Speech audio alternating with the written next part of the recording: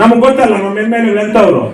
ಬಾರ್ಗಳಲ್ಲಿ ರೆಸಾರ್ಟ್ಗಳಲ್ಲಿ ಹೆಣ್ಣ ಕುಡಿತಾ ಅದನ್ನ ಇನ್ನೊಬ್ಬ ಎಮ್ಮೆಲ್ಲೆ ತಲೆಗೊಡ್ದು ಅವನಿಗೆ ಮದ್ಯಾಭಿಷೇಕ ಮಾಡಿ ಅವನು ಇವನ್ ತಲೆಗೊಡ್ದು ಇವ್ನ ಮದ್ಯಾಭಿಷೇಕ. ನಿಮ್ ಎಮ್ಮೆಲ್ಲೆ ಅಂತವ್ರಲ್ಲನಪ್ಪ. ಈಗ ನಮ್ಮ ಪಿಡಿಒ ನೋಡಿದೀರಾ?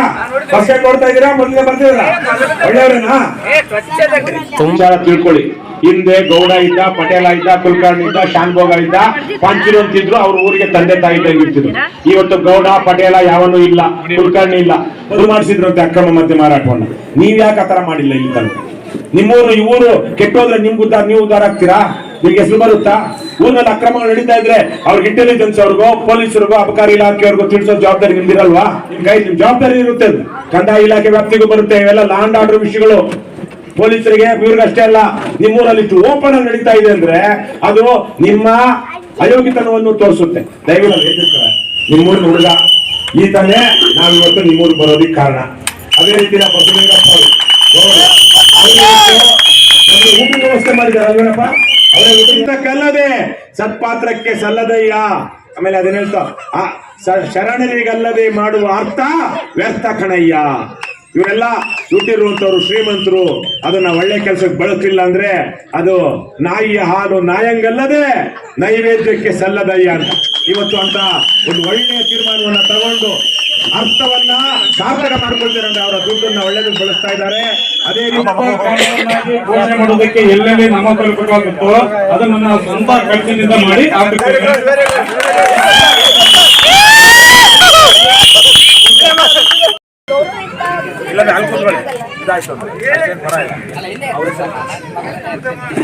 ರಾಮಾಂಜನೇಯ ಹಾಗೂ ಇಲ್ಲಿ ನಾವು ಒಂದಷ್ಟು ಏನು ಆಗ್ರಹ ಪತ್ರವನ್ನ ಕೊಟ್ಟು ಒಂದಷ್ಟು ವಿಚಾರಗಳ ತಿಳಿಸೋದಕ್ಕೆ ಇವತ್ತು ಕರೆದಿದ್ದೀವಿ. ಅದಕ್ಕೆ ಬಂದಿರುವಂತಹ ಅಬಕಾರಿ ಇಲಾಖೆಯ ಸಬ್ ಇನ್ಸ್ಪೆಕ್ಟರ್ ಆಗಿರುವಂತಹ ರಾಮಾಂಜನೇಯ ಅವರು ಮತ್ತು ಎಲ್ಲ ಪೊಲೀಸ್ ಇಲಾಖೆಯ ಸಿಬ್ಬಂದಿ ವರ್ಗದವರು ಬಂಧುಗಳೇ, ಬೆಳಗ್ಗೆ ನಿಮ್ಮೂರಲ್ಲಿ ಓಡಾಡ್ಕೊಂಡು ಬಂದ್ವಿ. ನಾವು ಓಡಾಡ್ಕೊಂಡು ಬಂದ ದಾರಿಯಲ್ಲಿ 7 ಅಂಗಡಿಗಳಲ್ಲಿ ನಮ್ಮೂರಲ್ಲಿ ವ್ಯಾಪಾರ ಆಗುತ್ತೆ, ಮದ್ಯ ಮಾರಾಟ ಮಾಡ್ತೀರಿ ಅಂತ ಹೇಳಿದ್ರಲ್ಲ ಅವರು. ಆ ದಾರಿ ಯಾವ್ದಾದ್ರು ಒಂದು ಅಂಗಡಿನ ಮನೇನ ಇತ್ತಾ? ನಾವು ಬಂದಾಗ ಯಾವ್ದಾದ್ರು ಇದ್ವಾ? ಇದ್ವು. ಆದ್ರೆ ನೀವು ಸ್ವಲ್ಪ ಧೈರ್ಯ ಜನ, ಒಂದ್ ಸ್ವಲ್ಪ ಡರ್ಪೋಕ್ ಜನ. ಹೆಂಗೆ ಅಂತ ಗೊತ್ತಾಗ್ತಿಲ್ಲ. ಮೊನ್ನೆ 4ನೇ ದಿನ ಇವತ್ತು ನಾವು ಮಾಡ್ತಿರೋದು. ಮೊದಲ ದಿವಸ ಯಾದಗಿರಿ ಜಿಲ್ಲೆಯ ಯಾದಗಿರಿ ತಾಲೂಕಿನ ಯರಗೋಳದಲ್ಲಿ ಮಾಡಿದ್ವಿ. ಸುಮಾರು 25-30 ಅಂಗಡಿಗಳಿದಂತೆ ಅಲ್ಲಿ. ಆ ಎಲ್ಲ ಅಂಗಡಿಗಳು ಬಂದು ಮಾಡಿದ್ರು. ಪ್ರತಿಯೊಬ್ಬ ಅಂಗಡಿನೂ ಬಂದು ಮಾಡಿ ನಮ್ಮವರು ನನ್ನ ಹತ್ರ ಬಂದು ಕಿವಿಲಿ ಊದಿದ್ದೆ, ಖುಷಿಯಿಂದ ಹೇಳಿದ್ರೆ ಸಾರ್ ಇವತ್ತು ಈ ಕಾರ್ಯಕ್ರಮ ಮಾಡ್ತೀವಿ ಅಂತ ಹೇಳಿ ಎಲ್ಲರೂ ಬಂದು ಮಾಡ್ಕೊಂಡು ಹೋಗ್ಬಿಟ್ಟಿದ್ದಾರೆ ಸರ್ ಅಂತ.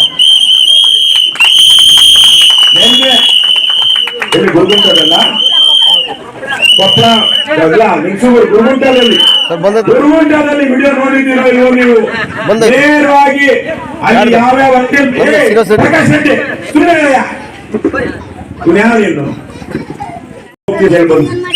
ನಿನ್ನೆ ಗಂಗಾವತಿ ಜಿಲ್ಲೆ ಬಸವಪಟ್ಟಣದಲ್ಲಿ ಅಲ್ಲೂ ಒಂದು ಏರಿಯಾದಲ್ಲಿ ಮಾಡ್ತಾರೆ ಅಂತ ಹೇಳಿದ್ರು. ಅಲ್ಲಿ ನಡು ರಸ್ತೆಯಲ್ಲಿ ನಿಂತು ಇಲ್ಲಿ ಯಾರಾದ್ರೂ ಮುಂದಕ್ಕೆ ಮಾಡಿದ್ರೆ ಇದು ಅಕ್ರಮ, ಕಾನೂನುಬದ್ಧ, ಕಾನೂನು ಬಾಹಿರ, ನೀವು ಜೈಲ್ಗೆ ಹೋಗ್ತೀರಾ ಅಂತ ಹೇಳಿ ಬಂದ್ವಿ.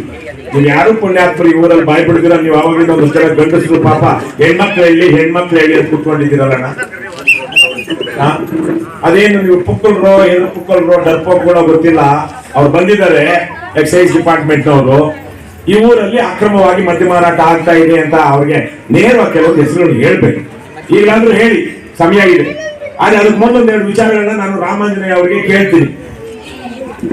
ಈ ಊರಲ್ಲಿ ಅವ್ರಿಗೂ ಗೊತ್ತಿರುವ ಹಾಗೆ ಯಾವುದು CL2 CL7 ಯಾವುದನ್ನು ಲೈಸೆನ್ಸ್ಡ್ ಬಾರ್ ಆಗ್ಲಿ ರೆಸ್ಟೋರೆಂಟ್ ಆಗ್ಲಿ ಇಲ್ಲ ಅಲ್ವಾ ರಾಮಾಂಜನೇಯ ಅವರೇ?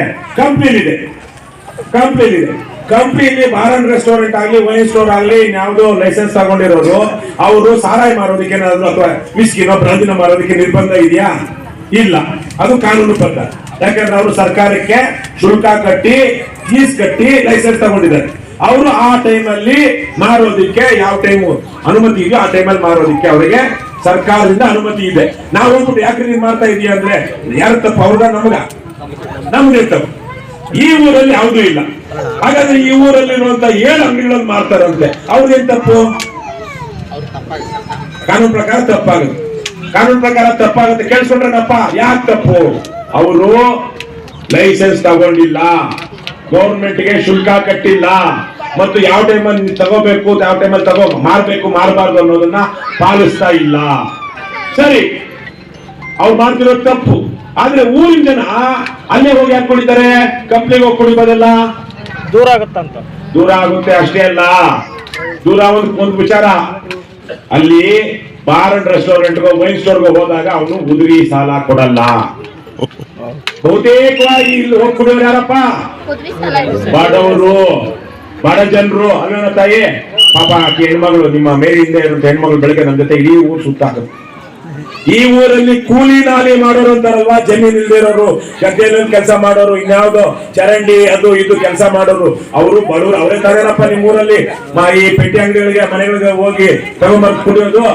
ಆ ಬಡವ್ರ ಹತ್ರ ಯಾವಾಗ ದುಡ್ಡು ಇರುತ್ತೆ? ನಿಮ್ಮ ಯಜಮಾನ ನಿಮ್ಗಿದ್ದಂಗೆ ಇರುತ್ತೇನ್ರಪ್ಪ? ಅದಕ್ಕೆ ಅವರು ಅಲ್ಲಿ ಸಾಲ ಕೊಟ್ಟು ತಗೊಳ್ತಾರೆ, ಏನೋ ಲೆಕ್ಕ ಇಟ್ಕೊಳ್ತಾರೆ.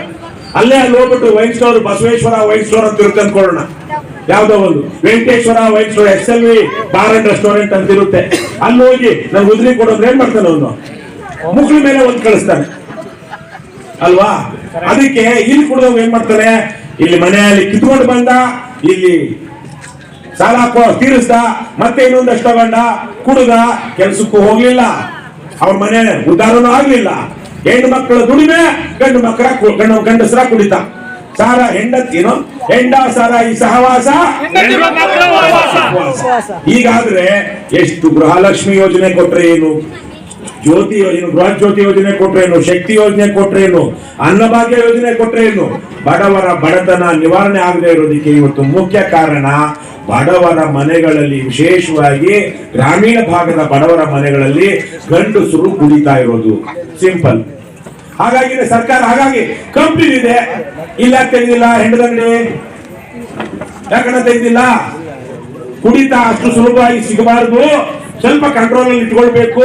ಹಳ್ಳಿ ಜನ ಇನ್ನೊಬ್ರು ಅವ್ರ ಮನೆ ಹತ್ರನೇ ವೈನ್ ಸ್ಟೋರ್ ಮಾಡ್ಬಿಟ್ರೆ ಅವರು ಹಿಡ್ತಾಗ್ತಾನೆ ಇರ್ತಾರೆ ಅಲ್ಲಿಗೆ ಇಲ್ಲಿಗೆ.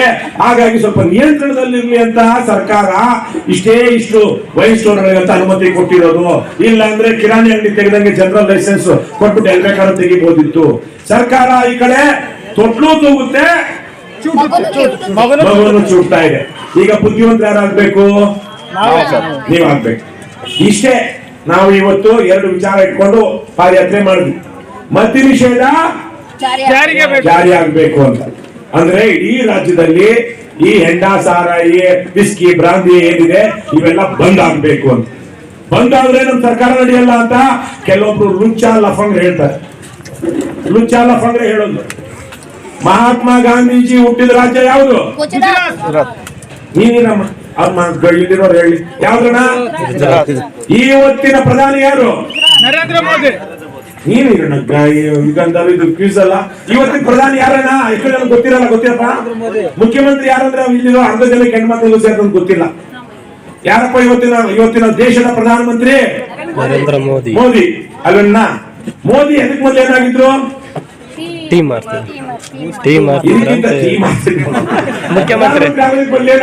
ಮುಖ್ಯಮಂತ್ರಿ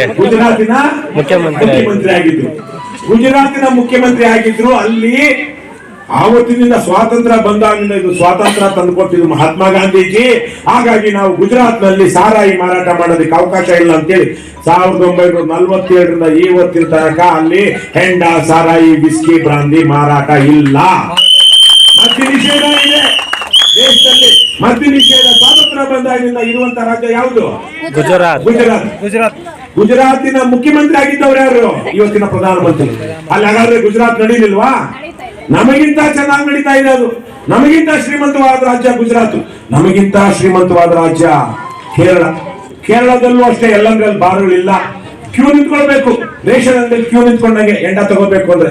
ಬಿಹಾರಲ್ಲಿ ಬಂದ್ ಮಾಡಿದ್ದಾರೆ, ತಮಿಳುನಾಡಲ್ಲಿ ಕಂಟ್ರೋಲ್ ಮಾಡಿದ್ದಾರೆ. ತಮಿಳುನಾಡು ನಮ್ಮವ್ವ ತಮಿಳುನಾಡು ಪಕ್ಕ, ತಮಿಳುನಾಡಕ್ಕೆ ನಮ್ಮ ಬಾರ್ಡ್ರಿಂದ ಒಂದು 5-6 ಕಿಲೋಮೀಟರ್. ತಮಿಳುನಾಡಿನ ಜನ ಕರ್ನಾಟಕದವ್ರಿಗಿಂತ ಬಡವರಾಗಿದ್ರು 30 ವರ್ಷದಿಂದ. ಇವತ್ತು ಕರ್ನಾಟಕದವ್ರಿಗಿಂತ ಚೆನ್ನಾಗಿದ್ದಾರೆ. ಯಾಕಂದ್ರೆ ಇವತ್ತಲ್ಲಿ ಹೆಂಡ, ಸಾರಾಯಿ ಬಹುತೇಕವಾಗಿ ನಿಯಂತ್ರಣ ಮಾಡಿದ್ದಾರೆ. ಅಲ್ಲಿ ಜನ ಉದ್ಧಾರ ಆಗ್ತಾ ಇದ್ದಾರೆ. ಕೇರಳದಲ್ಲಿ ಉದ್ಧಾರ ಆಗ್ತಾ ಇದ್ದಾರೆ, ಗುಜರಾತಲ್ಲಿ ಉದ್ಧಾರ ಆಗ್ತಾ ಇದ್ದಾರೆ, ಬಿಹಾರದಲ್ಲಿ ಉದ್ಧಾರ ಆಗ್ತಾ ಇದ್ದಾರೆ. ಕರ್ನಾಟಕದಲ್ಲಿ ನಮ್ಮ ಸರ್ಕಾರದ ಬಜೆಟ್ ಜಾಸ್ತಿ ಆಗ್ತಾನೆ ಇದೆ, ಜನ ಉದ್ಧಾರ ಆಗ್ತಾ ಇಲ್ಲ. 4,06,000 ಕೋಟಿ ರೂಪಾಯಿ ನಮ್ಮ ರಾಜ್ಯದ ಬಜೆಟ್ ಈ ವರ್ಷ. ಸಿದ್ದರಾಮಯ್ಯ ಬಹುಶಃ ಈ ಫೆಬ್ರವರಿ 1ಕ್ಕೋ 2ಕ್ಕೋ 5ಕ್ಕೋ ಮಂಡನೆ ಮಾಡ್ತಾರೆ. ಅವತ್ತು 4,4 4.5 ಲಕ್ಷ ಕೋಟಿ ರೂಪಾಯಿಗಳು, 1,000 ಕೋಟಿ ಅಲ್ಲ, 10,000 ಕೋಟಿ ಅಲ್ಲ, ಲಕ್ಷ ಕೋಟಿ ಅಲ್ಲ, ಸುಮಾರು 4.5 ಲಕ್ಷ ಕೋಟಿ ರೂಪಾಯಿಗಳ ಬಜೆಟ್ ಈ ಸಲ ಮಂಡಿಸೋದು. ಅದರಲ್ಲಿ ರಾಮಾಂಜನೇಯವ್ರಿಗೂ ಗೊತ್ತು, ಈ ವರ್ಷ ಸರ್ಕಾರ 2025-26ರಲ್ಲಿ ನಾವು ಎಷ್ಟು ಎಕ್ಸ್ಪೆಕ್ಟ್ ಮಾಡ್ತೀವಿ ಅಂದ್ರೆ 40,000 ಕೋಟಿ ರೂಪಾಯಿ ಅಷ್ಟೇ.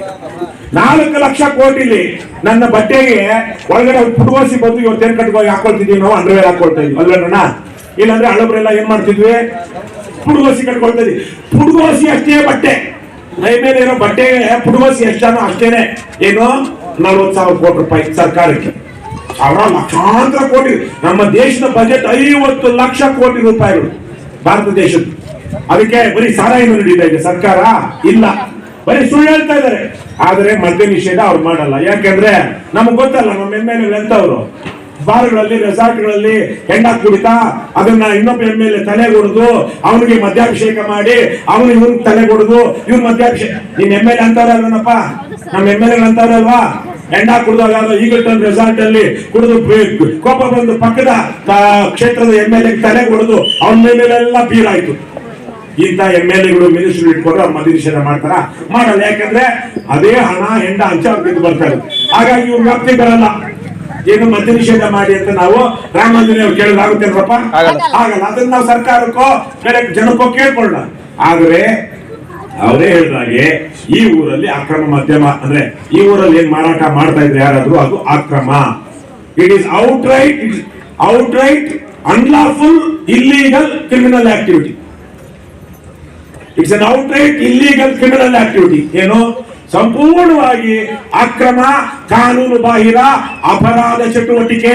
ನಿಮ್ಮೂರಲ್ಲಿ ಯಾವನೇ ಬದ್ಮಾಶು ಯಾವನೇ ಆಗ್ಲಿ ಅವ್ರ ಮನೆಯಲ್ಲೋ ಅಂಗಡಿನಲ್ಲೋ ಮಾಡ್ತಾ ಇದ್ದಾರಂದ್ರೆ ಅವ್ರು ಸಿಕ್ಕಾಕೊಂಡ್ರೆ ಇವ್ರು ಬಂದು ಕೇಸ್ ತೆಗಿತಾರೆ, ಅರೆಸ್ಟ್ ಮಾಡ್ತಾರೆ, ಕೋರ್ಟ್ ತಗೊಂಡು ಪ್ರೊಡ್ಯೂಸ್ ಮಾಡ್ತಾರೆ, ಕೋರ್ಟ್ ಅವರಿಗೆ ಜುಡಿಷಿಯಲ್ ಕಸ್ಟಡಿ ಕೊಡುತ್ತೆ. ಆಮೇಲೆ ಅವ್ರು ಬೇರೆ ತಗೊಂಡು ಆಚೆಗೆ ಬಂದು ವಿಚಾರಣೆ ತುಂಬಾ ದಿನ ನಡೆಯುತ್ತೆ, ಜೈಲ್ಗೆ ಹೋಗ್ತಾರೆ. ಕಳ್ಳತನ ನಡೀತಾ ಇದೆ ನಿಮ್ಮೂರಲ್ಲಿ. ಕಳ್ಳತನ ನೋಡೋದು ನಡೀತಾ ಇದೆ, ಸುಮ್ಮನೆ ಇರ್ತೀರಲ್ರಪ್ಪ? ಕಳ್ಳತನ ಇವತ್ತು ನೀವು ನಿಲ್ಲಿಸಬೇಕು ಅಂದ್ರೆ ನೀವು ಧೈರ್ಯ ಮಾಡಬೇಕು. ಇಲ್ಲ ಅಂದ್ರೆ ನಾಳೆ ನಿಮ್ಮ ಮನೆಯಲ್ಲೂ ಕಳ್ಳತನ ಆಗುತ್ತೆ. ನೇರವಾಗಿ ದರೋಡೆ ಮಾಡ್ತಾರೆ, ಹಾಲು ದರೋಡೆ. ಹಾಗಾಗಿ ರಾಮಾಂಜನೇಯ ಅವರೇ ಊರಲ್ಲಿ ಬಹಳ ದೊಡ್ಡ ಮನುಷ್ಯರೆಲ್ಲ ಹೇಳಿದ್ರು, 7 ಕಡೆ ಸಪ್ತ ದ್ವೀಪಗಳಲ್ಲಿ ಊರಲ್ಲಿ ಎಷ್ಟೋ ಸಪ್ತ ದ್ವೀಪಗಳು 7 ದ್ವೀಪಗಳಲ್ಲಿ ಅಕ್ರಮವಾಗಿ ಮದ್ಯ ಮಾರಾಟ ನಡೀತಿದೆಯಂತೆ. ನಮ್ಮ ತಾಯಿ ಏನವ ರುದ್ರಮ್ಮ ಅವರು ಹೇಳಿದ್ರು. ಅವ್ರು ಸ್ವಲ್ಪ ಆ ಕಡೆ ಈ ಕಡೆ ಕೇಳಿಸ್ಕೊಂಡಿದ್ದಾರೆ ಅಷ್ಟೇ, ಅವ್ರು ನೋಡಿಲ್ಲ. ಯಾಕಂದ್ರೆ ಹೆಣ್ಮಕ್ಳು ನಾನು ಕುಡಿತೀನಿ ಅಂತ ಅವ್ರ ಪ್ರಶ್ನೆ ಕರೆಕ್ಟ್ ಆಗಿದೆ. ಆದ್ರೆ ನೋಡಿರೋರು ಕುಡಿದಿರೋರು ಇಲ್ಲೇ ಇದ್ದಾರೆ. ಹಾಗಾಗಿ ನೀವು ಅವ್ರಿಗೆ ಏನ್ ಇವತ್ತು ಮಾಹಿತಿ ಕೊಡ್ತಾರೆ, ನಾವು ಸಭೆಯಲ್ಲಿ ಮಾಹಿತಿ ಕೊಡ್ತೀವಿ. ದಯವಿಟ್ಟು ನೀವು ಅದ್ರ ಮೇಲೆ ಕ್ರಮ ಜರುಗಿಸಲೇಬೇಕು. ಈ ಊರಲ್ಲಿ ನೀವು ಒಂದು ರೌಂಡ್ ಹಾಕಿ ಯಾವನ ಮೇಲೆ ಡೌಟ್ ಇದೆಯೋ ನೇರವಾಗಿ ಮಾತಾಡಿ, ತಪ್ಪೇನಿಲ್ಲ. ನೀವೇನು ಅವ್ರ ಮನೆಗೆ ಸರ್ಚ್ ವಾರೆಂಟ್ ತಗೊಂಡು ಹೋಗ್ತಾ ಇಲ್ಲ, ಸರ್ಚ್ ಮಾಡ್ತಾ ಇಲ್ಲ. ಆದ್ರೆ ನಮ್ಮ ಮನೆಯಲ್ಲಿ ನಾನು ಒಂದು ಬಾಟ್ಲು ಬೀರ್ ಇಟ್ಕೊಂಡ್ರೆ ತಪ್ಪೇನು ಅಲ್ಲ, ಒಂದು ಬಾಟ್ಲು ವಿಸ್ಕಿ ಇಟ್ಕೊಂಡ್ರೆ ತಪ್ಪಲ್ಲ. ಒಂದು ಯಾರೇ ಆಗ್ಲಿ ಅವರ ಪ್ರೈವೇಟ್ ಕನ್ಸಂಪ್ಷನ್ ಖಾಸಗಿ ಬಳಕೆಗೆ ಸ್ವಂತ ಉಪಯೋಗಕ್ಕೆ ಅಂತ ಒಂದಷ್ಟು ಇಟ್ಕೋಬಹುದು ಅಂತಿದೆ. ಅದು ಇಷ್ಟು ಲೀಟರ್ ದಾಟಿದ ಮೇಲೆ ಅದು ಯಾವನೇ ಇಟ್ಕೊಂಡಿದ್ರು ಅದು ಅಕ್ರಮ ದಾಸ್ತಾನು ಅಂತ ಹೇಳಿ ಘೋರ ಅಪರಾಧ ಅಂತ ಪರಿಗಣಿಸಿ ಅವ್ರನ್ನ ಅರೆಸ್ಟ್ ಮಾಡಿ ಜೈಲ್ಗೆ ಹಾಕ್ತಾರೆ. ಈಗ ನಿಮ್ಮ ಅಂಗಡಿಗಳಲ್ಲೆಲ್ಲ ಬೇಕಾದಷ್ಟು ಇದೆಯಲ್ಲ, ತೋರಿಸೋಣ. ಮಾರವಾಗ ಹೋಗಿ ವಿಡಿಯೋ ಮಾಡ್ರಿ, ಕರೀರಿ. 112 ಪೊಲೀಸ್ ಇದ್ದಾರೆ, ಪೊಲೀಸರು ಮಾಹಿತಿ ಕೊಡ್ಬೋದು. ಅವ್ರ ಫೋನ್ ನಂಬರ್ ಕೊಡ್ತಾರೆ ರಾಮಾಂಜನೇಯ ಅವ್ರ. ಆಮೇಲೆ ಆ ಫೋನ್ ನಂಬರ್ ತಗೊಂಡು ಹೋಗಿ ಅವ್ರ ಫೋನ್ ನಂಬರ್ ನೆನ್ಪಿಟ್ಕೊಳ್ಳೋದು ಕಷ್ಟ. ನಿಮ್ಮೂರಲ್ಲಿ ಕಳ್ತನ ಆಗ್ತಾ ಇದೆಯಾ, ಕೊಲೆ ಆಗ್ತಾ ಇದೆಯಾ, ಅತ್ಯಾಚಾರ ಆಗ್ತಾ ಇದೆಯಾ, ಬೆಂಕಿ ಬಿದ್ದಿದ್ಯಾ, ನೀವು ಕಾಲ್ ಮಾಡ್ಬೇಕಾದ್ರೆ ಯಾರಿಗೆ? 112 112 ಆ 3 ನಂಬರ್ ಒತ್ತಿದ್ರೆ ಸಾಕು, ಡೈರೆಕ್ಟ್ ಆಗಿ ಪೊಲೀಸ್ ಕನೆಕ್ಟ್ ಆಗುತ್ತೆ. ಒಂದು ಫೋನ್ ಕರೆ ಎಷ್ಟೇ ದೂರ ಪೊಲೀಸ್ ಇರೋದು ಇವತ್ತು. ಮೊದಲಾಗಿ ಅಲ್ಲಿ ಹೋಗ್ಬೇಕು, ಕಂಪ್ನಿಗೆ ಹೋಗ್ಬೇಕು, ಅಲ್ವೇನ ಕಂಪ್ನಿ ಬರ್ಬೇಕು, ದೂರ ಕೊಡೋದು ಏನಾದ್ರು ಆಗ್ತಾ ಇದೆ ಕೊಡೋದಕ್ಕೆ. ನೇರ 112 ಕಾಲ್ ಮಾಡಿದ್ರೆ ನಿಮ್ಗೆ ಬರುತ್ತಲ್ಲ, ಅವ್ರು ಬರ್ತಾರೆ, ಬರ್ತಾರೆ ಬೇರೆ ಹಾಕೊಂಡು. ಯಾಕಂದ್ರೆ 112 ಕಾಲ್ ಮಾಡಿದೀರಂದ್ರೆ ಅದು ರಿಸಲ್ವ್ ಆಗಿದೆಯೋ ಇಲ್ವೋ ಅಂತ ಅವ್ರು ಮತ್ತೆ ಅಪ್ಡೇಟ್ ಮಾಡಬೇಕು. ಇಲ್ಲಾಂದ್ರೆ ಪೆಂಡಿಂಗ್ ಅಲ್ಲಿ ಇರುತ್ತೆ, ಮೇಲಧಿಕಾರಿಗಳಿಗೆ ಹೋಗುತ್ತೆ ಇನ್ಫಾರ್ಮೇಶನ್. 112 ಬಂದಿತ್ತು, ಇವ್ರು ಅಟೆಂಡ್ ಮಾಡಿಲ್ಲ ಅಂತೇಳಿ. ಪ್ರಕಾಶ್ ರೆಡ್ಡಿ ಬಂದ್ರೆ ಹಾಗಾಗಿ 112 ಅಷ್ಟು ಕಾಲ್ ಮಾಡಿ, ನೇರವಾಗಿ ಕಾಲ್ ಮಾಡಿ, ಮತ್ತೆ ನಂಬರ್ ತಗೊಳ್ಳಿ, ಕಾಲ್ ಮಾಡಿ ತಿಳಿಸಿ. ಅವ್ರು ಬಂದಾಗ ಇಂಥ ಮನೆಯಲ್ಲಿ ನಡೀತಾ ಇದೆ, ಇಂಥ ಅಂಗಡಿ ಇದೆ ಅಂತ ಧೈರ್ಯವಾಗಿ ಹೇಳ್ರೋಣ. ಧೈರ್ಯ ಕಳ್ಕೊಂಡ್ರೆ, ಪುಕ್ಕಲ್ರು ಹಾಕ್ಬಿಟ್ರೆ, ನಾವು ಪುಕ್ಕಲ್ರಾಗಿದ್ದಕ್ಕೇನೆ ಬೇರೆ ಬೇರೆ ದೇಶದವರು ನಮ್ಮ ದೇಶದ ಮೇಲೆ ಆಕ್ರಮಣ ಮಾಡಿ ಬರೀ ಯಾವುದು ಪುಡುಗೋಸಿ ಕರ್ನಾಟಕದಷ್ಟು ಕೂಡ ಇಲ್ಲ ಜನಸಂಖ್ಯೆ ಅನ್ನೋದು. ನಮ್ಮ ದೇಶದಲ್ಲಿ ಪುಡುಗೋಸಿ ಅಷ್ಟು ಜಾಗ ಯಾವುದೋ ಒಂದು ಸಮುದ್ರದ ಮಧ್ಯದಲ್ಲಿದ್ದಂತ ಒಂದು ದ್ವೀಪ ಯಾವುದು? ಇಂಗ್ಲೆಂಡ್. ಅವರು ಬಂದು ನಾವು 3 ಜನ ಇದ್ರೆ ಅವರು 4 ಜನ ಇದ್ದಾರೆ, 4 ಅಲ್ಲ 3 ಚಿಲ್ಲರೆ. ಅವ್ರು ಬಂದು ನಮ್ಮ ದೇಶನ ಆಳಿದ್ರು. ಯಾಕಪ್ಪ ಹೆಂಗ್ ಆಳಿದ್ರನ್ನ? ನಮ್ಗೇನಾಗಿತ್ತು? ನಾವು ಡರ್ಪೋಕುಗಳಾಗಿದ್ವಿ. ಏನ್ ಡರ್ಪೋಕ್ ಅಂದ್ರೆ ಎದುರುಪುಕ್ಕರಾಗಿದ್ವಿ. ಇವತ್ತು ಅನ್ಯಾಯ ಅಕ್ರಮ ನಡೀತಾ ಇದೆ, ಅದನ್ನ ನಿಲ್ಸೋ ಧೈರ್ಯ ನಾವು ಮಾಡಿಲ್ಲ ಅಂದ್ರೆ ಜಿಸ್ಕಿ ಲಾಠಿ ನನ್ನ ಕೈಯಲ್ಲಿ ದೊಣ್ಣೆ ಇದೆ. ಯಾರ ನನ್ನ ಮಗ ಬರ್ತಾನ, ಆ ಗಾಡಿನೂ ನಂದೆ, ಈ ಮನೇನು ನಂದೆ, ಆ ಜೀಪು ನಂದೆ, ನೋಡೋಣ. ಇಷ್ಟೇ. ಯಾವನ ಕೈಯಲ್ಲಿ ದೊಣ್ಣೆ ಇದೆಯೋ ಅವನದೇ ನಿಮ್ಮ ಆಸ್ತಿ. ಹಿಂದಿಲ್ಲ ಅದು ಪದ, ಜಿಸ್ಕಿ ಲಾಠಿ ಉಸ್ಕಿ ಬಯಸಿ. ಯಾವನ ಕೈಯಲ್ಲಿ ಲಾಠಿ ಇದೆಯೋ ಅವನದೇ ಎಮ್ಮೆ. ಯಾಕೆಂದ್ರೆ ಏನಂದ್ರೆ ಎಮ್ಮೆ ಸಾಕಿರಂದ್ರೆ ತುಂಡಿ ಮೇಲೆ ಯಾರು ಬಾಕ್ಸ್ ಹೋಗ್ ಮಗನೆ ಅಂತಾರೆ. ಇದೇ ಆಗೋದು ಇವತ್ತು, ಇದೇ ಬಂದಿರೋ ವ್ಯವಸ್ಥೆ. ಹಾಗಾಗಿ ನಾವು ಹಕ್ಕಿದೆ. ಬಾಬಾ ಸಾಹೇಬ್ ಅಂಬೇಡ್ಕರ್ ಅವರು ಬರೆದಿರುವಂತಹ ಸಂವಿಧಾನದಲ್ಲಿ ನಮ್ಗೆ 16 ಹಕ್ಕುಗಳಿದೆ. ದಯವಿಟ್ಟು ಅದನ್ನ ನಾವು ಬಳಸಬೇಕು, ಹೆದರಬಾರದು. ನಿಮ್ಮ ಜೊತೆಗೆ KRS ಪಕ್ಷ ಇರುತ್ತೆ.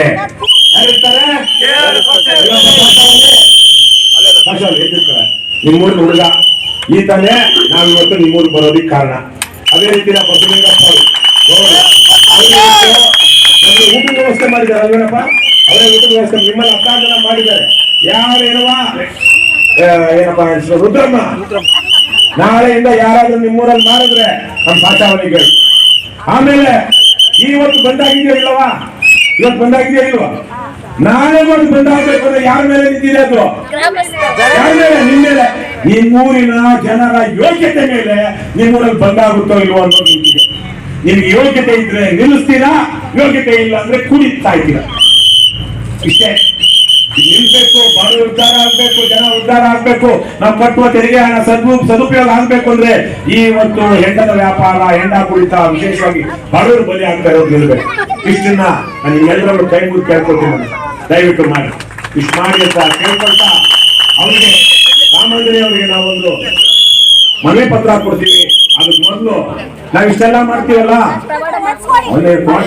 ಇಷ್ಟೆಲ್ಲ ಮಾಡ್ತೀವಲ್ವಾ, ಅದನ್ನ ಮಾಡಕ್ಕಾಗುತ್ತಾ? ಇಷ್ಟೆಲ್ಲ ಜನ ನಾವ್ ಇಲ್ಲಿದ್ದೀವಿ. ನಮ್ಮಲ್ಲೂ ಒಂದು ಜನ ಕುಡಿಯೋರು ಇರ್ಬೋದು. ಇದೀರಪ್ಪ, ತಪ್ಪೇನಲ್ಲ. ಅದು ಅತಿಯಾಗಿ ಮಾಡಿದ್ರೆ ತಪ್ಪಾಗುತ್ತೆ. ಅದು ನಿಮ್ ವೈಯಕ್ತಿಕವಾದದ್ದು. ಯಾರು ತೊಂದರೆ ಕೊಡ್ದಿರೋ ಯಾರು ಹಾಕೊಂಡ್ರೆ ಅವರ ವೈಯಕ್ತಿಕ ಇದನ್ನ ನಾವು ತಪ್ಪು ಅಂತ ಹೇಳಕ್ಕಾಗಲಿ, ಅದ್ರ ಮೇಲೆ ಅತಿಕ್ರಮಣ ಮಾಡಕ್ಕಾಗ್ಲಿ ಆಗಲ್ಲ. ಆದ್ರೆ ಅದು ಲಿಮಿಟ್ ಅಲ್ಲಿ ಇರ್ಬೇಕು. ಲಿಮಿಟ್ ಅಲ್ಲಿ ಇಲ್ಲ ಅಂದ್ರೆ ಬಿಡ್ಬೇಕು. ಮನೇನ ತನ್ನ ದೇಹವನ್ನ. ಆಮೇಲೆ ಇನ್ನೊಂದು ತಿಳ್ಕೊಳ್ಳಿ, ಅದೊಂದು ರೀತಿ ತಪ್ಪು. ಹೆಂಗೆ ಅಂದ್ರೆ ಈಗ 5 ಜನರಿಗೆ ಕ್ಯಾನ್ಸರ್ ಬಂದಿದ್ರೆ ಇಬ್ರು ಕುಡಿಯೋದೇ ಇಲ್ಲ, ಅದು ಅವ್ರಿಗೆ ಕ್ಯಾನ್ಸರ್ ಬಂದಿದೆ.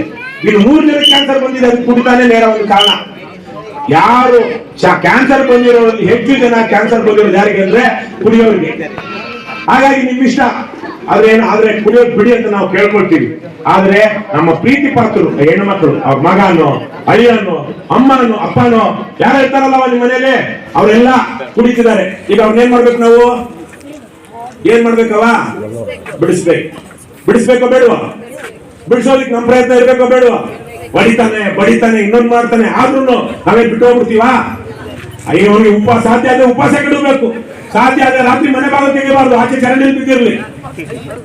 ದುಡ್ಡು ಒಂದು ನಯಾ ಪೈಸಾ ದುಡ್ಡು ಕೊಡಬಾರ್ದು. ಲಬ ಬಾಯ್ ಪಡ್ಕೊಳ್ಬೇಕು. ಊರಿನ ಜನ ಕರಿಬೇಕು. ನೆಂಟರನ್ನ ಕರೆಸಿ ಪಂಚಾಯತಿ ಮಾಡಿ ಬದ್ಮಾಶ್ ಮಗನಿಗೆ, ಬದ್ಮಾಶ್ ಗಂಡನಿಗೆ, ಬದ್ಮಾಶ್ ಅಪ್ಪನಿಗೆ ಒಲಿಸ್ಬೇಕು, ಬಲವಂತ ಮಾಡ್ಬೇಕು, ಹೆಂಡ ಬಿಡಿಸ್ಬೇಕು. ಇಲ್ಲ ಅಂದ್ರೆ ಮನೆ ಉದ್ಧಾರ ಆಗುತ್ತೇನವ? ಹೆಣ್ಮಕ್ಳು ಹಂಗೆ ಬಿಟ್ಕೊಂಡಿದ್ರೆ ಆಗುತ್ತಾ? ನೀವು ದುಡಿಯೋದು ಈ ಬದ್ಮಾಶ್ ಹೋಗಿ. ಆ ಬದ್ಮಾಶ್ ಯಾರು? ನಮ್ಮ ಮನೆಯವನೇ. ಇಲ್ಲ ನಮ್ ಗಂಡ, ಮಗ, ಅಳಿಯ, ಅಪ್ಪ, ಅಣ್ಣ, ತಮ್ಮ ಇಷ್ಟ ತಾನೆ. ಹಾಗಾಗಿ ಅವ್ರನ್ನ ಈಗ ರಾಮಾಂಜನೇಯವರೇ, ಒಂದು ನಿಮ್ಮ ಇಲಾಖೆಗೆ ವಿಶೇಷವಾಗಿ ನಿಮ್ಮ ಅಬಕಾರಿ DC-ಗೆ ಬಂದಿರುವಂತ ಒಂದು ಪತ್ರ, ಅದರಲ್ಲಿ ಅಕ್ರಮ ಮದ್ಯ ಮಾರಾಟವನ್ನ ತಡೆಗಟ್ಟಿ, ಅದು ನಿಮ್ಮ ಜವಾಬ್ದಾರಿ. ಆಶಾ, ಇದರಲ್ಲಿ ಮುಖ್ಯವಾಗಿ ನಿಮ್ ಜವಾಬ್ದಾರಿ ಏನಿದೆಯೋ ಅದನ್ನ ನಾವು ನೆನಪಿಸಿ ದಯವಿಟ್ಟು ಕ್ರಮ ತಗೊಳ್ಳಿ. ಇಲ್ಲ ಅಂದ್ರೆ ನಾವು ಬೇರೆ ರೀತಿಯ ಹೋರಾಟಕ್ಕೆ, ಸನ್ಮಾನಕ್ಕೆ ಮುಂದಾಗಬೇಕು ಅಂತ ಹೇಳ್ತಿರೋದು. ನಿಮ್ಮ ಅಬಕಾರಿ ಇಲಾಖೆ DC ಬರೆದಿರೋದ್ರಿಂದಾಗಿ ನಿಮ್ಮ ಮೂಲಕ ನೀವು ಅದನ್ನ ಗಮನಿಸಿ, ನೀವು ಆಕ್ಷನ್ ಲೋಕಲ್ ಆಗಿ ಏನ್ ತಗೊಳ್ತಿರೋ ತಗೊಳ್ಳಿ, ಮತ್ತೆ ಅದನ್ನ ನಿಮ್ಮ ಅಬಕಾರಿ DC ಅವರಿಗೆ ತಲುಪಿಸಿ. ಎರಡನೇದು ರಾಜ್ಯದ ಮುಖ್ಯಮಂತ್ರಿಗಳಿಗೆ ಮುಖ್ಯಮಂತ್ರಿಗಳಿಗೆ ನಿಮ್ಮ ಅಬಕಾರಿ ಡಿಸಿ ಮೂಲಕ ಅದನ್ನು ನೀವು ಅಬಕಾರಿ ಡಿಸಿ ಅವ್ರಿಗೆ ಕಳಿಸ್ಬೇಕು, ಅವರು ಅದನ್ನ ಮುಖ್ಯಮಂತ್ರಿಗಳಿಗೆ ವರ್ಗಾಯಿಸಬೇಕು. ಇಷ್ಟು ಆ ಮಧ್ಯದಲ್ಲಿ ಈಗ ಗ್ರಾಮಸ್ಥರು ಇವರು ಬಂದಿದ್ದಾರೆ, PDO ಅವರು. ನಾವು ನಿಮ್ಮಲ್ಲೂ ಕೇಳ್ಕೊಳ್ಳೋದೇನು ಅಂದ್ರೆ, ಈ ಗ್ರಾಮದ ಜವಾಬ್ದಾರಿ ನಿಮ್ಮದು. ಏನಂದ್ರೆ ಹೆಸರು ಶೇಷಗಿರಿ ಅವರೇ, ಒಂದು ವಿಚಾರ ತಿಳ್ಕೊಳ್ಳಿ. ಹಿಂದೆ ಗೌಡ ಇದ್ದ, ಪಟೇಲ ಇದ್ದ, ಕುಲಕರ್ಣಿ ಇದ್ದ, ಶಾನ್ಭೋಗ ಇದ್ದ, ಪಂಚಿರು ಅಂತಿದ್ರು. ಅವ್ರ ಊರಿಗೆ ತಂದೆ ತಾಯಿ ಇದ್ದಂಗಿರ್ತಿದ್ರು. ಇವತ್ತು ಗೌಡ ಪಟೇಲ ಯಾವನು ಇಲ್ಲ, ಕುಲಕರ್ಣಿ ಇಲ್ಲ. ಕುಲಕರ್ಣಿ ಶಾನ್ಭೋಗರ ಜಾಗದಲ್ಲಿ ನೀವು ವಿಲೇಜ್ ಅಕೌಂಟೆಂಟ್, ರೆವಿನ್ಯೂ ಇನ್ಸ್ಪೆಕ್ಟರ್ಗಳು, PDOಗಳಿದ್ದೀರಾ. ಗೌಡ ಪಟೇಲ ಪಂಚರ ಜಾಗದಲ್ಲಿ ಇವತ್ತು ನಮ್ಮ ಗ್ರಾಮ ಪಂಚಾಯತಿ ಸದಸ್ಯರು, ಅಧ್ಯಕ್ಷರಿದ್ದಾರೆ. ಊರಿಗೆ ತಂದೆ ತಾಯಿ ರೀತಿ ಇರ್ಬೇಕಾಗಿರೋರು ಅವರು, ನೀವು ಒಬ್ರಿಗೊಬ್ರು ಪೂರಕವಾಗಿ. ಇವತ್ತು ನಿಮ್ಮೂರಲ್ಲಿ 7 ಕಡೆ ಅಕ್ರಮವಾಗಿ ಮದ್ಯ ಮಾರಾಟ ನಡೀತಾ ಇದೆ ಅಂತ ಹೇಳ್ತಾರೆ. ನಿಮ್ ಗಮನಕ್ಕೆ ಬಂದಿಲ್ವಾ? ನೀವು ನೋಡಿಲ್ವಾ? ನಿನ್ನೆ ಎಷ್ಟು ಖುಷಿ ಆಯ್ತು ಗೊತ್ತಾ ನಮ್ಗೆ. ಬಸವಪಟ್ಟಣ ಅಂತ ಹೆಸರು, ಗಂಗಾವತಿ ಕೇಳಿದೀರಾ?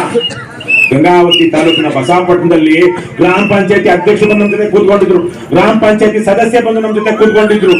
ಜೊತೆಗೆ ಅವರು ಟರಾವ್ ಮಾಡಿ ಊರಲ್ಲೆಲ್ಲ ಎಕ್ಸೈಸ್ ಡಿಪಾರ್ಟ್ಮೆಂಟ್ ಅವ್ರನ್ನ ಕರೆಸಿ, ವಿಠಲ್ ಅಂತ ಅವರ ಎಕ್ಸೈಸ್ ಇನ್ಸ್ಪೆಕ್ಟರ್, ಅವ್ರನ್ನೆಲ್ಲ ಕರೆಸಿ ಬಂದ್ ಮಾಡಿಸಿದ್ರಂತೆ ಅಕ್ರಮ ಮದ್ಯ ಮಾರಾಟವನ್ನ. ನೀವ್ ಯಾಕೆ ಆತರ ಮಾಡಿಲ್ಲ? ಇಲ್ಲಿ ತನಕ ನಿಮ್ಮೂರು ಇವರು ಕೆಟ್ಟೋದ್ರೆ ನೀವು ಉದ್ದಾರ ಆಗ್ತೀರಾ? ನಿಮ್ಗೆ ಹೆಸರು ಬರುತ್ತಾ? ಊರಿನಲ್ಲಿ ಅಕ್ರಮಗಳು ನಡೀತಾ ಇದ್ರೆ ಅವ್ರಿಗೆ ಇಂಟೆಲಿಜೆನ್ಸ್ ಅವ್ರಿಗೋ, ಪೊಲೀಸರಿಗೋ, ಅಬಕಾರಿ ಇಲಾಖೆಯವ್ರಿಗೋ ತಿಳಿಸೋ ಜವಾಬ್ದಾರಿ ನಿಮ್ದಿರಲ್ವಾ? ದಯವಿಟ್ಟು ನಿಮ್ ಜವಾಬ್ದಾರಿಯನ್ನು ನಿರ್ವಹಿಸಿ. ಇವತ್ತು ಎಲ್ಲೆಲ್ಲ ಹಣ ಪೊಲೀಸರಿಗೆ ಇನ್ನೊಬ್ರಿಗೆ ಹೇಳೋದಲ್ಲ, ಧೈರ್ಯ ಮಾಡಿ ಇವ್ರಿಗೆ ಹೇಳ್ರಪ್ಪ. ಒಂದು ನಿಮ್ಮ ಸದಸ್ಯರು ಏನ್ ಮಾಡ್ತಾರೆ, ನಿಮ್ ಗ್ರಾಮ ಪಂಚಾಯತಿ ಸದಸ್ಯರಿಗೆ ಹೇಳಿ, ಅವರು ಒಂದು ಟರಾವ್ ಮಾಡೋದಕ್ಕೆ ಹೇಳಿ, ಟರಾವ್ ಮಾಡಿ ಎಲ್ಲೆಲ್ಲ ಅಕ್ರಮ ಮದ್ಯ ಮಾರಾಟ ನಡೀತೀವಿ ಅವ್ರಿಗೆಲ್ಲ ಒಂದು ಕೊಡೋದಕ್ಕೆ ಹೇಳಿ, ಏನು ವಾರ್ನಿಂಗ್. ಅದೇ ರೀತಿಯಲ್ಲಿ ಇವ್ರು ಕೊಡ್ಬೇಕು. ಇವ್ರು ಕೊಡ್ಲಿಲ್ಲ, ಇವ್ರ ಊರಲ್ಲಿ, ನಿಮ್ಮ ಊರಲ್ಲಿ ಮೊನ್ನೆ ಏನಾದ್ರು ಈ ತರ ಮದ್ಯ ಮಾರಾಟ ನಡೀತು ಅಂದ್ರೆ ನಾವು ಇವ್ರನ್ನ ಹುಡ್ಕೊಂಡು ಹೋಗಿ ಸನ್ಮಾನ ಮಾಡ್ತೀವಿ. ನೀವು ಧೈರ್ಯ ಮಾಡ್ಬೇಕು, ಕೊಡ್ಬೇಕು, ಹೇಳ್ಬೇಕು. ಹಾಗಾಗಿ ಅವ್ರಿಗೂ ಅಷ್ಟೇ ನಾವು ಎಚ್ಚರಿಕೆ ಕೊಡ್ತಾ ಇದೀವಿ, ಮನವಿ ಮಾಡ್ತಾ ಇದೀವಿ. ಬೇಕಾದ್ರೆ ಕಾಲ್ಗಳು ಬೀಳ್ತೀವಿ, ಅವೆಲ್ಲ ನಿಲ್ಲಿಸಿ. ನಿಮ್ ಜವಾಬ್ದಾರಿ ಇರುತ್ತೆ. ಅದು ಕಂದಾಯ ಇಲಾಖೆ ವ್ಯಾಪ್ತಿಗೂ ಬರುತ್ತೆ. ಇವೆಲ್ಲ ಲಾ ಅಂಡ್ ಆರ್ಡರ್ ವಿಷಯಗಳು ಪೊಲೀಸರಿಗೆ, ಇವ್ರಿಗಷ್ಟೇ ಅಲ್ಲ. ನಿಮ್ಮೂರಲ್ಲಿ ಇಷ್ಟು ಓಪನ್ ಆಗಿ ನಡೀತಾ ಇದೆ ಅಂದ್ರೆ ಅದು ನಿಮ್ಮ ಅಯೋಗ್ಯತನವನ್ನು ತೋರಿಸುತ್ತೆ. ದಯವಿಟ್ಟು ನೀವೇನ್ ರೆವಿನ್ಯೂ ಡಿಪಾರ್ಟ್ಮೆಂಟ್ ನಾರಯ್ಯ, ನಮ್ಮ ಅಪ್ಪನು ವಿಲೇಜ್ ಅಕೌಂಟೆಂಟ್ ಆಗಿದ್ದು ಹೇಳಿದಿರಲ್ವಾ? ಪ್ರಾಮಾಣಿಕವಾಗಿ ಅವ್ರ ಕಾಲದಲ್ಲಿ ಅವ್ರ ಒಳ್ಳೆ ಹೆಸರಿತ್ತು. ಅವರು ಇನ್ನೊಂದು ವರ್ಷ 2 ವರ್ಷ ಇದ್ದಿದ್ರೆ ಆರೈ ಆಗಿರ್ತಾರೆ. ದಯವಿಟ್ಟು ನಾವು ಸರ್ಕಾರದ ಜನರ ಋಣದಲ್ಲಿ ಬೆಳೆದಂತವ್ರು. ಪ್ರಾಮಾಣಿಕವಾಗಿ ಸಂಬಳದಲ್ಲಿ ಬದುಕಿ ಒಳ್ಳೆ ಕೆಲಸ ಮಾಡಿ, ನಿಮ್ದು ಯಾವ ಪೂರ್ವ ಜನ್ಮದ ಪುಣ್ಯ ಅಂತ ನಿಮ್ಗೆ ಸರ್ಕಾರಿ ನೌಕರಿ ಸಿಕ್ಕಿದೆ. ಕೈ ತುಂಬಾ ಸಂಬಳ ಮಾಡೋದು ಜನತಾ ಜನಾರ್ದನನ ಸೇವೆ. ನನಗೆ ಜನತಾ ಜನಾರ್ದನ ಸೇವೆ ಮಾಡ್ಬೇಕು, ನನ್ನ ಕೈಯಿಂದ ಹಾಕೊಳ್ಬೇಕು, ಅಥವಾ ನನಗೇನಾದ್ರು ಮಾಡಿದ್ರೆ ದುಡ್ಡು ಬರುತ್ತಾ? ಎಷ್ಟೋ ಜನಕ್ಕೆ ದುಡ್ಡು ಕೊಟ್ಟರು, ಅವ್ರಿಗೆ ನೌಕರಿ ಇರುತ್ತೆ. ಬೆಂಗಳೂರಲ್ಲಿ ಕೋಟಿ ದುಡಿಯೋರಿದ್ದಾರೆ. ಅವ್ರಿಗೆ ಯಾವ ತರ ಜನರಿಗೆ ಉಪಯೋಗ ಮಾಡೋ ಅವಕಾಶ ಇದೆಯಾ? ಯಾರು ಅವ್ರನ್ನು ಕೇಳೋದಿಲ್ಲ, ಇವ್ರನ್ನು ಕೇಳೋದಿಲ್ಲ. ನಿಮಗ್ ಮಾತ್ರ ಜನರ ಕಣ್ಣೀರು ಒರೆಸುವಂತಹ, ಅವ್ರ ಬದುಕು ಹಸನು ಮಾಡುವಂತ, ದೇಶದೊಳಗಡೆ ಫ್ರಂಟ್ ಲೈನ್ ವಾರಿಯರ್ಸ್ ನೀವು. ಗಡಿ ಕಾಯುವ ಸೈನಿಕರ ಜೊತೆ ತರಕ್ಕೆ ಫ್ರಂಟ್ ಲೈನ್ ವಾರಿಯರ್ಸ್ ನೀವು, ಸರ್ಕಾರಿ ನೌಕರರು. ಯಾವ್ದಕ್ಕೆ? ನಾಡು ಕಟ್ಟೋದಿಕ್ಕೆ. ದಯವಿಟ್ಟು ಕೈ ಮುಗಿತೀವಿ, ಸಾಕಾಗೋಗಿದೆ. ಜನ ನೋಡಿದ್ರಲ್ಲ, ನೇಪಾಳದಲ್ಲಿ, ಶ್ರೀಲಂಕಾದಲ್ಲಿ ಏನಾಯ್ತು, ಬಾಂಗ್ಲಾದಲ್ಲಿ ಏನಾಯ್ತು, ಬಡದು ಕೊಂದಾಕ್ಬಿಡ್ತಾರೆ ಅಧಿಕಾರಿಗಳನ್ನ, ರಾಜಕಾರಣಿಗಳನ್ನ. ಅದಕ್ಕೆ ಮೊದಲು ಎಚ್ಚರಗೊಂಡು ನಾವು ಅದಕ್ಕೆ ಇವಾಗ ಏನದು, ಬಾಯಲ್ಲಿ ಸೀಟಿ ಅವ್ರು ಪೊಲೀಸರು ಅವ್ರು ಮಾಡೋದಿಲ್ಲ ಅಂತ ನಾವೇ ರೆಡಿ ಆಗ್ತಾ ಇದ್ವಿ ಎಲೆಕ್ಷನ್ ಅಕ್ರಮಗಳನ್ನ ನಿಲ್ಲಿಸೋದಕ್ಕೆ. ಹಾಗಾಗಿ ದಯವಿಟ್ಟು ನೀವು ಇದನ್ನ ಏನ್ ಕೊಡ್ತೀವಿ ನೀವು ಗಮನಿಸಿ. ಸಹಕಾರ, ಒಬ್ರಿಗೊಬ್ರು ಸಹಕಾರದಿಂದ ಈ ಊರನ್ನ ಮದ್ಯ ಮುಕ್ತ ಗ್ರಾಮ ಅಥವಾ ಅಕ್ರಮ ಮದ್ಯ ಮಾರಾಟ ನಿಷೇಧಿತ ಗ್ರಾಮ, ಮದ್ಯ ಮಾರಾಟ ನಿಷೇಧಿತ ಗ್ರಾಮ. ಯಾಕಂದ್ರೆ ಇಲ್ವಲ್ಲ ಇಲ್ಲಿ ಅಕ್ರಮ ಮದ್ಯ ಮಾರಾಟ ಇಲ್ಲ. ಒಂದು ಬೋರ್ಡ್ ಹಾಕ್ಸಿದ್ವಿ ಮೊನ್ನೆ ಹೋಗಿ, ಎಲ್ಲವ ಅವರು ಬೇಕಾ ಎಲ್ಲಮ್ಮ? ಇಲ್ಲ. ಈ ಹೆಣ್ಣು ಮಗಳ ಬೋರ್ಡ್ ಕೇಳಿದ್ರೆ ನೋವು. ಗಂಡ ಅದನ್ನು ಒದ್ದು ಕಿವಿ ಓಲೆ ಕಿತ್ಕೊಂಡೋಗಿ, ಕಿವಿ ಹರಿದೋಗಿ ಅವ್ರ ಹೆಣ್ಮಕ್ಳು ನಮ್ಮನ್ನು ಕರ್ಸ್ಕೊಂಡು ಅವ್ರ ಊರಲ್ಲಿ ಹಿರಿಯರನ್ನೆಲ್ಲ ಸೇರಿಸಿ, ಈ ತರಕ್ಕೆ ಹಿರಿಯರನ್ನೆಲ್ಲ ಸೇರಿಸಿ, ದೊಡ್ಡ ಹಿರಿಯರೆಲ್ಲ ಬಂದು ಊರ್ನಲ್ಲಿ ಒಂದು ಬೋರ್ಡ್ ಹಾಕಿದ್ವಿ. ಇವತ್ತು ನಿಂತಿದೆ. ಅವ್ರನ್ನ ಯಾವ್ದೋ ನಾವು ಮನೆ ಮುಂದೆ ಹೋಗಿದ್ವಿ, ಮನೆ ಮುಂದೆ ಹೇಳ್ಬಿಟ್ಟು ಮನೆಯಲ್ಲಿ ಅಂತ. ಹಾಗಾಗಿ ಇವತ್ತು ಅವ್ರಿಗೆಲ್ಲ ನಾಚಿಕೆ ಆಗಿ, ಅವಮಾನ ಆಗಿ, ನೆಕ್ಸ್ಟ್ ಟೈಮ್ ಬಂದು ಕೇಸ್ ಹಾಕಿ ಜೈಲ್ಗೆ ಹಾಕ್ತಾರೆ ಅನ್ನೋ ಭಯದಲ್ಲಿ ಇವತ್ತು ನಿಲ್ಲಿಸಿದ್ದಾರೆ. ದಯವಿಟ್ಟು ನೀವು ಆ ತರದ್ ಮಾಡಿ. ಒಂದ್ 4 ಜನಕ್ಕೆ ನಾನು ರಾಮಾಂಜವರಿಗೆ ಕೊನೆಯಲ್ಲಿ ಹೇಳೋದಷ್ಟೇ, ದಯವಿಟ್ಟು ಈ ಊರಲ್ಲಿ ಎಲ್ಲೆಲ್ಲಿ 7 ಜನ ಅಂತಾರಲ್ವಾ, ಕನಿಷ್ಠ ಒಬ್ಬರಿಗಾದ್ರೂ ನೀವು ಕೇಸ್ ಹಾಕಿ ಜಡ್ದು ಜೈಲ್ ಕಳಿಸಿ. ಒಬ್ಬರಿಗೆ ನಿಮ್ಮ ಕಾಕಿ ಬಟ್ಟೆಗೆ, ನಿಮ್ಮ ಕರ್ತವ್ಯಕ್ಕೆ ಅದು ಕೋಣೆ ಕೊಡು. ಇಲ್ಲ ಅಂದ್ರೆ ಸುಮ್ಮನೆ ಕಾಕಿ ಬಟ್ಟೆ ಹಾಕೊಂಡಿದ್ದಾರೆ, ಎಲ್ಲ ಕಳ್ಳ ಜೊತೆ ಶಾಮೀಲು. ಬರೋದಕ್ಕೆ ಮೊದಲೇ ನಿಂತ ಕಡೆ ಮಾಡ್ತಿದಾರೆ ಅಂದ್ರೆ ಇವ್ರ ಜೊತೆಗಿರೋರು ಅವ್ರಿಗೆ ಫೋನ್ ಮಾಡಿ ಹೇಳ್ಬಿಟ್ರೆ ಏನ್ ಸಿಗುತ್ತಪ್ಪ ಕೊನೆಗೆ? ಆ ಮನೆಗೆ ಹೋದಾಗ ಚೆಂಬು ಎಂಡ ಸಿಗಲ್ಲ. ಹಾಗಾಗಿ ದಯವಿಟ್ಟು ಅವ್ರ ಕರ್ತವ್ಯ ನಿರ್ವಹಿಸಿ ಅಂತ ಕೇಳ್ಕೊಳ್ತೀವಿ. ನೀನ್ ಓದ್ತೀನವ? ಪ್ರತಿಯೊಂದು ರಾಜಕೀಯ ಪಕ್ಷವು ಹೀಗೆ ಇರಬೇಕಾಗಿರೋದು. ಆದ್ರೆ ಇವತ್ತು ಪ್ರತಿಯೊಬ್ಬನು ಅವನ ಅಪ್ಪನ ಆಸ್ತಿ ಮಾಡ್ಕೊಂಡಿದ್ದಾನೆ. ಬಿಜೆಪಿ ಒಬ್ಬನ ಆಸ್ತಿ, ಕಾಂಗ್ರೆಸ್ ಒಬ್ಬನ ಆಸ್ತಿ, JDS ಒಬ್ಬನ ಆಸ್ತಿ. ಇದು ಬದಲಾಗಬೇಕು.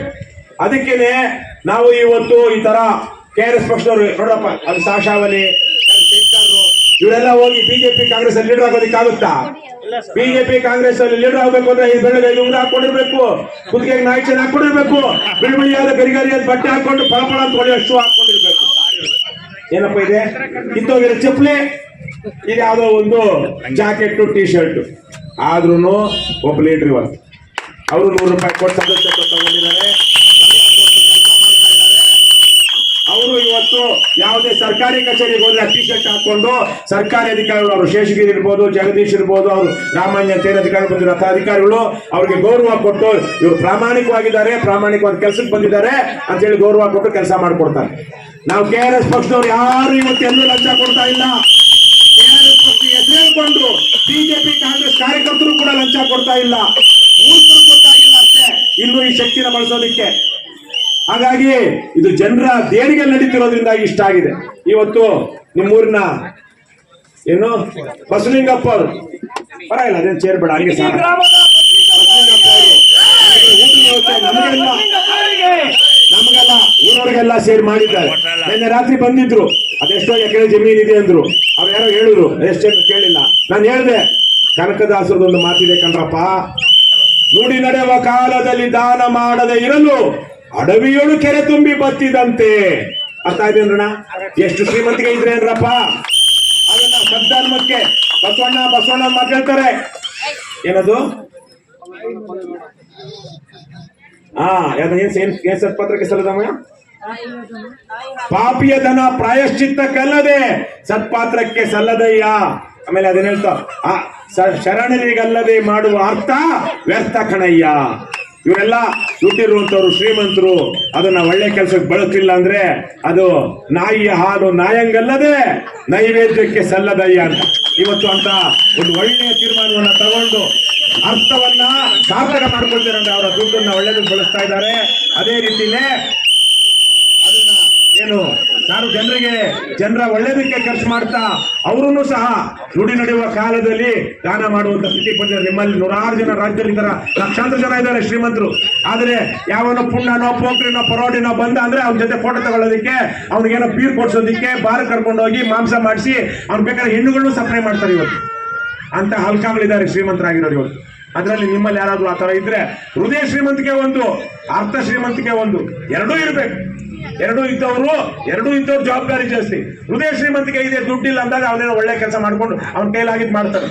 ಆದ್ರೆ ಹಣ ಇದ್ದು ಒಳ್ಳೆ ಕೆಲಸ ಮಾಡ್ಲಿಲ್ಲ ಅಂದ್ರೆ ಪಾಪಿಯ ಧನ ಪ್ರಾಯಶ್ಚಿತ್ತಕ್ಕಲ್ಲದೆ ಸತ್ಪಾತ್ರಕ್ಕೆ ಸಲ್ಲದಯ್ಯ ಅಂತ ಆಗುತ್ತೆ. ಅದಕ್ಕೆ ನಾನು ವಿಶೇಷವಾಗಿ, ಯಾಕೆ ನಾವು ಸಾಮಾನ್ಯವಾಗಿ ಇಷ್ಟೆಲ್ಲ ನಮ್ ಸಹಾಯ ಮಾಡಿದವ್ರು ಹೊಗಳಲ್ಲ, ಅದು ಅವ್ರ ಜವಾಬ್ದಾರಿ, ಅವ್ರ ಕರ್ತವ್ಯ, ಸಮಾಜಕ್ಕೆ ಒಳ್ಳೇದ್ ಮಾಡೋದು ಅಂತ ಅಂದ್ಕೊಂಡಿರೋದು. ನಾವು ಹಾಗೆ ಮಾಡ್ತಾ ಇದೀವಿ. ಲಕ್ಷಾಂತರ ರೂಪಾಯಿ ಖರ್ಚು ಮಾಡಿದ್ವಿ ನಾವು, ಏನಕ್ಕೆ? ಸಮಾಜ ಒಳ್ಳೇದಾಗ್ಲಿ ಅಂತ.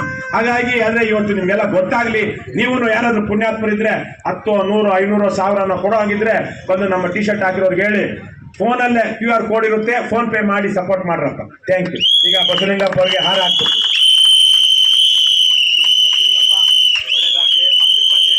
ಕರ್ನಾಟಕ ರಾಜ್ಯದ ಪಕ್ಷಕ್ಕೆ, ಪಕ್ಷಕ್ಕೆ, ಬಸಲಿಂಗಪ್ಪ ಗೌಡ್ರಿಗೆ. ಆಮೇಲೆ ಈಗ